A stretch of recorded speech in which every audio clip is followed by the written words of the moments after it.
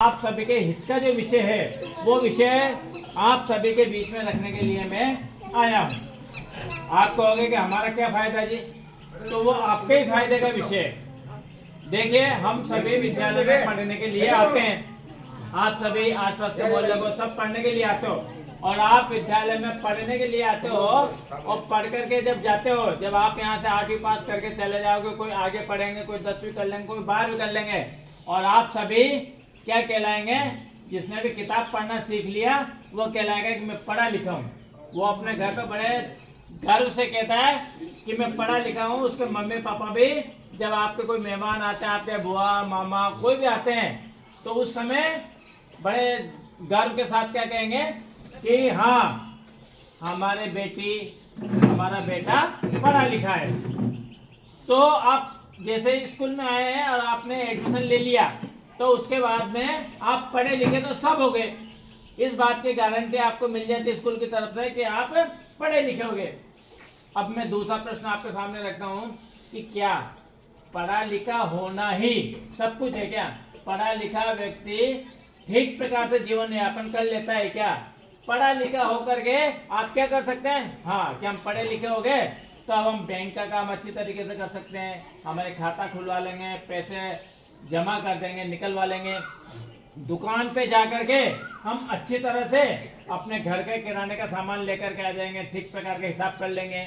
हम पढ़े लिखे होंगे तो हम मजदूरी ठीक प्रकार से कर लेंगे, हमारे पूरी जो मजदूरी है वो जो हमारा ठेकेदार है वो हमको दे देगा, वो हमारे पैसे नहीं काट सकता। तो इतना तो आप कर सकते हैं पढ़े लिखे होने के बाद में। लेकिन अगर आपको अपने जीवन में हमारे जैसा बनना है, मैडम जैसा बनना है, सर के जैसा बनना है, यानी एक जिसको कहते हैं ना जेंटलमैन, यानी अच्छा व्यक्ति जो दिखने में भी अच्छा हो और हर प्रकार से अच्छा हो, समाज में हर प्रकार से अच्छा हो, अगर वो बनना है तो केवल स्कूल में आकर के और आप पढ़े लिखे होने से आपका जीवन बहुत अच्छा होने वाला नहीं है। स्कूल में आकर के हम पढ़े लिखे तो हो जाएंगे, आपको डिग्री भी मिल जाएगी, आप पास हो गए, लेकिन अगर आपको अपना भविष्य अच्छा करना है, अच्छा भविष्य करना है कि आपके ऊपर अपने मम्मी पापा भी गर्व करके कहें कि हाँ, मेरी बेटी वहाँ टीचर है, मेरा बेटा वहाँ डॉक्टर है, मेरा बेटा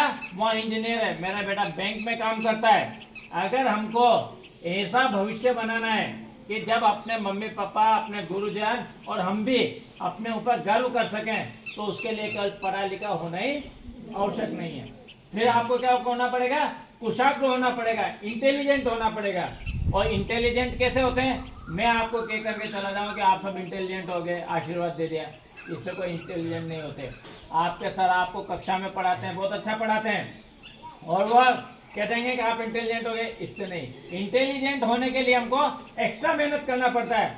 आपने देखा होगा कि अपने घरों पे सवेरे सवेरे नल आते हैं, अगर आपने उसको नल की टोटी को चालू कर दिया तो उसका पानी बह करके नाली में चला जाता है। और अगर हमको हमारे लिए उपयोगी करना है उसको कि वो नल का पानी मेरे को दिन भर मेरे लिए उपयोगी होना चाहिए, मुझे दिन में नहाने के लिए मिलना चाहिए, मुझे पीने के लिए मिलना चाहिए, मेरे कपड़े धोने के लिए मिलना चाहिए, मेरे हर अच्छे काम के लिए वो पानी मिलना चाहिए, तो फिर आपको क्या करना पड़ेगा? 1 horse पावर की मोटर लगाना पड़ेगा, उसके ऊपर टंकी पे चढ़ाना पड़ेगा, तब जाकर के दिन भर आपको मिल सकता है। तो इसी प्रकार से अगर आप केवल विद्यालय की पढ़ाई करके हम चाहें कि हमारा भविष्य बहुत अच्छा हो जाए, तो उसी प्रकार से हो सकता है कि उस समय तो आप काम में ले सकते हो, उस नल में पानी आ रहा है तो उस पीने के काम में ले सकते हो, नहाने के काम में ले सकते हो, लेकिन बाद में तो पानी नाली में ही बहेगा, वो आपके लिए उपयोगी नहीं होगा। उसको अपने लिए उपयोगी करना है तो अपने को लिफ्ट करके और टंकी में चढ़ाना पड़ेगा। तो आपको विद्यालय समय के बाद में भी पढ़ने की आवश्यकता है ना?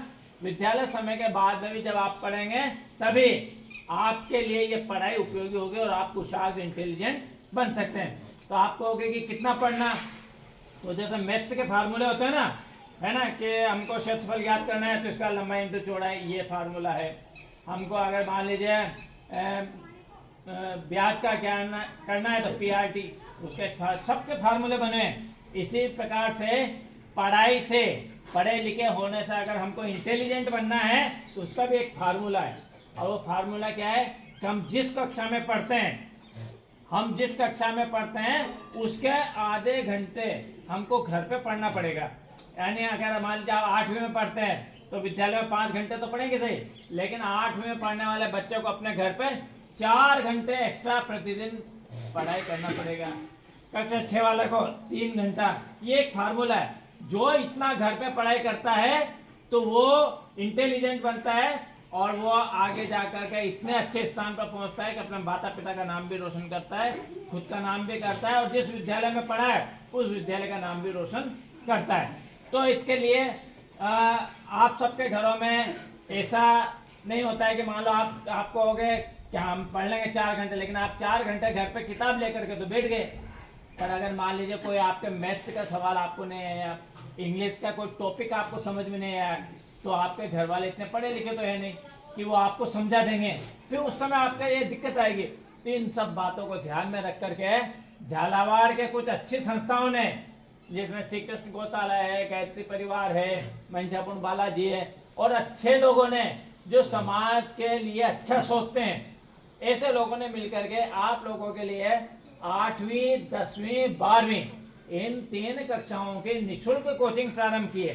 3 घंटे वहां पे पढ़ाया जाता है, अच्छे टीचर्स के द्वारा पढ़ाया जाता है।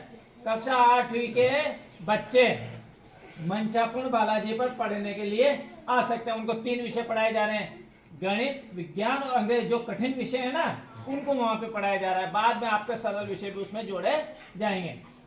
अब आप उसमें आकर के और अपने अतिरिक्त पढ़ाई कर सकते हैं, और पढ़ाई करके आप अपने स्कूल में इंटेलिजेंट हो सकते हैं। इन फ्यूचर में आप अपना भविष्य अच्छा बना सकते हैं। तो आप जो भी बच्चे कक्षा 8वीं के हैं अपने इस विद्यालय में पढ़ रहे हैं, और जो छोटे भैया भाई बहन हैं वो जिनके 10वीं या 12वीं में जो पढ़ते हैं, तो अपने भाई बहन को आप प्रोत्साहित करिए कि वो आकर के उसमें एडमिशन लें और उसमें आकर के आप पढ़ाई करें। उसमें पढ़ाई करने वाले को हम इस बात की गारंटी दे रहे हैं कि आपके 90 से ऊपर नंबर आएंगे। जो हमारे यहाँ साल भर पढ़ेगा कोचिंग में, निःशुल्क कोचिंग है, उसमें 90 से ऊपर नंबर आएंगे। इतना हम अच्छा उनको पढ़ाने की कोशिश करें, पूरी तरह से निःशुल्क है। आपको करना क्या है, अपने साथ एक आपके आधार कार्ड की फोटोकॉपी लेकर के आना है, एक पासपोर्ट साइज का फोटो लेकर के आना है ना, और वहाँ एक फार्म मिलेगा, वो फार्म आपको फिलअप करना है। उसके साथ जैसे आप फार्म जमा करोगे तो वहाँ जो बैठे हुए होंगे ना वो आपसे कहेंगे कि 500 रुपये जमा कराइए। अब आपको होगा कि हमारे तो सर ने आकर के कहा था कि निःशुल्क है, फिर ये 500 रुपये किस बात के? तो 500 रुपये केवल इस बात के हैं कि बहुत से बच्चे क्या करेंगे, आप नहीं करोगे, लेकिन बहुत से बच्चे क्या करते हैं, आएंगे पहले दिन फार्म भरेंगे और सोचेंगे कि 1 रुपये की जेरोक्स लग रही है, 1 रुपये का फोटो लग रहा है, और बैग और टी शर्ट है ना लेकर के 2 दिन आएंगे और फिर चले जाएंगे, आएंगे ही नहीं पढ़ने। तो ऐसे संस्था कहाँ तक बैग और टी शर्ट बांटेगी निःशुल्क, है ना? तो वो बैग और टी शर्ट की सिक्योरिटी के लिए 500 रुपये आपसे लिए जा रहे हैं, वो रसीद आपको बना करके देंगे। फिर जैसे आपकी कोचिंग पूरी होगी और आप वापस रसीद बताओगे तो 500 रुपये आपको वापस दे दी जाएंगे। यानी बैग और टी शर्ट आईडी के भी कोई पैसा नहीं लिया जा रहा है, पर ये उनसे ही जो पढ़ने के इच्छुक है ना। अगर कोई ये सोचे कि मैं तो 2 दिन जाऊँ बैग टी शर्ट लेकर के आ जाऊँ, तो उनके लिए ये कोचिंग नहीं है। ये केवल उन्हीं बच्चों के लिए है जो अपने मन में ऐसा सोचते हैं कि नहीं, मुझे भविष्य में पत्थर नहीं तोड़ना, कारीगरी का काम नहीं करना, मुझे ठेला नहीं चलाना, मुझे तो अच्छा इंसान बनना है, मुझे इतना पढ़ा लिखा होना है, इतना इंटेलिजेंट होना है कि बाद में मेरे माता पिता भी गर्व करके कहे कि देखो मेरी बेटी टीचर है, मेरी बेटी पटवारी है, मेरा बेटा डॉक्टर है, मेरा बेटा इंजीनियर है। ऐसा आपके मम्मी पापा कह सके, ऐसा आपको बनाने के लिए इस संस्था ने एक संकल्प लिया है। मैं समझता हूँ कि यहाँ जितने भी 8वीं के बच्चे हैं, एक बार हाथ खड़ा करिए। हाँ, बहुत अच्छी संख्या है। आप लोग जाते हो क्या कहीं पढ़ने, जाते हो क्या स्कूल समय के बाद में? आप अब हाथ नीचा कर लीजिए। आप में से स्कूल समय के बाद में अगर कहीं पढ़ने के लिए जाते हैं तो हाथ खड़ा करिए। कोई नहीं है, एक जाता है, 2 जाते, ये तो 8वीं में ही नहीं। तो आप सभी के लिए एक निःशुल्क एक अवसर मिला है। देखो, जो समय पर चेत जाता है, 1 जुलाई से कोचिंग प्रारंभ हो गई है ना। अभी वहाँ शुरू हो गया पढ़ाना। आप जितना लेट हो गए एडमिशन लेने में, उतना ही आपके कोर्स निकलता चला जाएगा। और सुबह से शीघ्रम, यानी शुभ कार्य को, अच्छे कार्य को शीघ्र प्रारंभ करना चाहिए, विलंब नहीं करना चाहिए। जो विलंब करता है वो दुनिया की दौड़ में पीछे रह जाता है।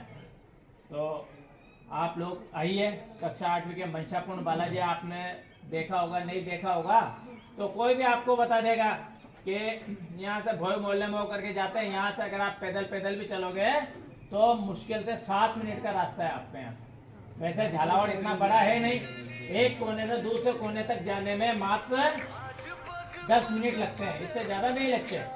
तो आप है ना किसी भी कोने में वॉकिंग डिस्टेंस है, झालावाड़ में कोई बड़ी जगह नहीं है, तो आप आइए और वहाँ पर आकर के और अपनी पढ़ाई शुरू करिए। वहाँ पर बहुत अच्छी पढ़ाई चल रही है। आपको लगेगा 2-5-8 दिन में आपको भी लगेगा, आपके घर वालों को भी लगेगा कि वास्तव में हमने ये निर्णय अच्छा किया। मैंने अपनी तरफ से अपना विषय पूरा रखा आपको। अगर किसी बच्चे को इस कोचिंग से संबंधित किसी भी प्रकार की जानकारी अगर चाहिए